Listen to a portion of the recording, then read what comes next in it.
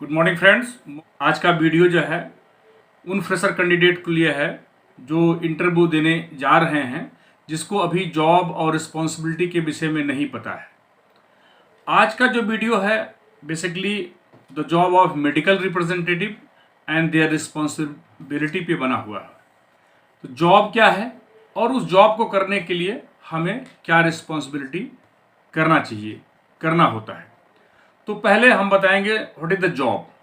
Job का answer होता है to generate the prescription through effective detailing and 100% doctor coverage and ensure 100% product wise as well as value wise target and ensure the payment from stockist to company. This is the job. 2 line का ये job है। Now after the job, we are going to explain about the responsibility. हम आपको 10 responsibility की बात करेंगे। हमने एक सीरीज बनाया हुआ है, कभी आवश्यकता पड़ेगी तो मैं पॉइंट देख भी लूँगा सीरियल के लिए। पहला होता है जो रिस्पॉन्सिबिलिटी होती है मेडिकल रिप्रेजेंटेटिव की, वो उनका पहला होता है कि medical representative must to prepare their detailing and present to doctor very confidently. पहला काम होता है, जॉब हमारा है, उस जॉब को करने के लिए अगर हमने डिटेलिंग को प्रॉपर रूप से तैयार नहीं किया है तो डॉक्टर के चेंबर में हम कॉन्फिडेंस से नहीं बता सकते। तो पहला काम होता है, पहली रिस्पॉन्सिबिलिटी होती है prepare the detailing 100% and confidently present to the doctor chamber. दूसरा होता है the TM has meet to at least 12 doctor and 8 chemist per day with a interval gapping. Many of the company asking for 7 days and many companies asking for 15 days. तो 7 दिन से लेके 15 दिन की gapping है, एक रिस्पेक्टेबल इंटरवल पे आप डॉक्टर्स को मिलने चाहिए। पर डे आपको 12 डॉक्टर और 8 केमिस्ट पे काम करना चाहिए। तीसरा जो पॉइंट होता है, जो medical representative must to know what is their target and what is their incentive. Target क्या है, प्रोडक्ट वाइज टारगेट क्या है, वैल्यू वाइज टारगेट क्या है, और उस कंपनी ने अगर कोई इंसेंटिव अनाउंस किया है तो उसके विषय में उसको अवेयरनेस होनी चाहिए।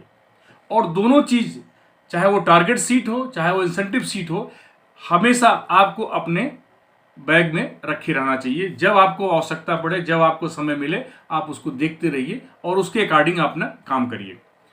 चौथा जो पॉइंट होता है, आफ्टर सेल्स क्लोजिंग, जैसे आपकी क्लोजिंग खत्म होती है, after sales closing you must to collect your primary data from the CFA or your senior and secondary data from your chemist.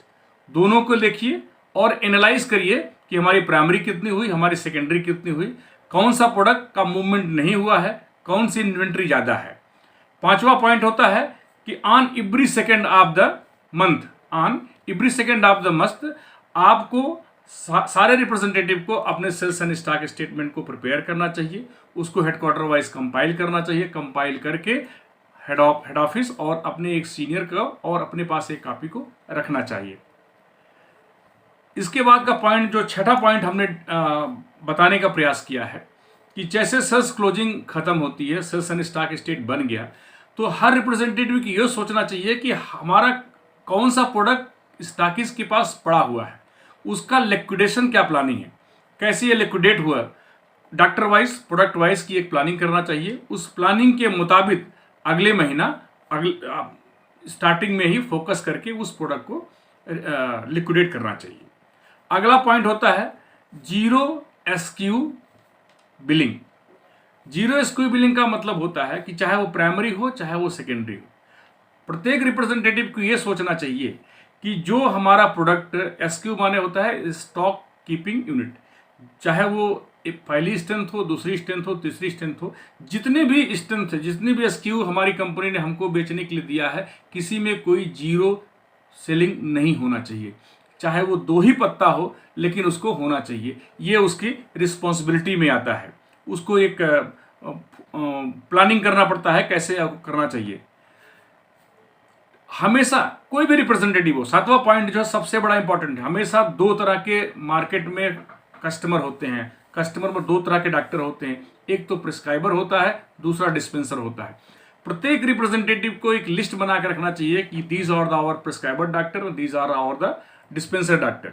ऐसे कंडीशन में क्या होता है कि डिस्पेंसर डॉक्टर कभी कभी किसी ऑड सिचुएशन में भी हेल्प करके आपका सेकेंडरी मेंटेन करते हैं, और प्रिस्क्राइबर डॉक्टर एक ऐसी ग्रुप होता है जो आपके सेकेंडरी को टाइम पे टाइम बढ़ाती चली जाती है, जिसके लिए आपका एफर्ट, हल्का सा एफर्ट इंक्रीज होता है तो सेकेंडरी ऑटोमेटिक बढ़ती चली जाती है। तो these are the both are the very important group, चाहे वो प्रिस्क्राइबर हो चाहे वो डिस्पेंसर हो, आपको ठीक से उन दोनों को लिस्ट को बना करके रखना चाहिए और उसको मॉनिटर करते रहना चाहिए।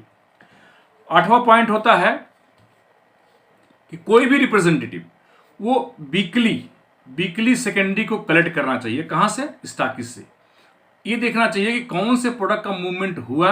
आपने लिक्विडेशन प्लानिंग तो कर लिया, आपने सारी प्लानिंग कर लिया, आपने काम भी स्टार्ट कर दिया, लेकिन फर्स्ट वीक में या फर्स्ट 10 डेज में कोई मूवमेंट नहीं हो सेकेंडरी का, it means your planning is wrong, your action is wrong, your effort is wrong. तो आपका एक डायरेक्शन सही नहीं है। आपने प्लानिंग भी कर लिया, एफर्ट भी लगाना चालू कर दिया, बट सेकेंडरी का कोई मूवमेंट नहीं है। इसका यही मतलब होता है कि आपको फिर से कंसीडर करना पड़ेगा अपनी प्लानिंग को, फिर से रिकरेक्ट करना पड़ेगा अपनी प्लानिंग को, फिर से प्लान करना पड़ेगा अपनी प्लानिंग को। तो उसके लिए आपको काम करना चाहिए। 9वां पॉइंट होता है सारे डाटा को आपको अपनी जो डायरी कंपनी से मिलती हुई है या कोई दिशा मिलता है या कोई रिकॉर्ड बुक है उसमें जरूर मेंशन करें। और डीसीआर का मतलब होता है daily call report. Daily call report आपको डेली बना करके कंपनी में देना चाहिए। आपको चाहे ऑनलाइन रिपोर्टिंग हो या मैनुअल रिपोर्टिंग हो, आपको डेली रिपोर्ट करना चाहिए। 10वां पॉइंट जो होता है, सबसे लास्ट पॉइंट है कि TM always carry the following things. जितनी भी चीजें हमने अभी डिस्कस किया, टीएम को, टेरिटरी मैनेजर उसको बोलते हैं या मेडिकल रिप्रेजेंटेटिव बोलते हैं, उनको सबको अपने बैग में कैरी करना चाहिए। चाहे वो आपका स्टॉक स्टेटमेंट हो, चाहे आपकी प्राइमरी डाटा हो, चाहे आपका सेकेंडरी डाटा हो, इवन आपका आउटस्टैंडिंग है, इंसेंटिव सर्कुलर है, आपकी डीसीआर पैड है, these all document must to carry in your bag.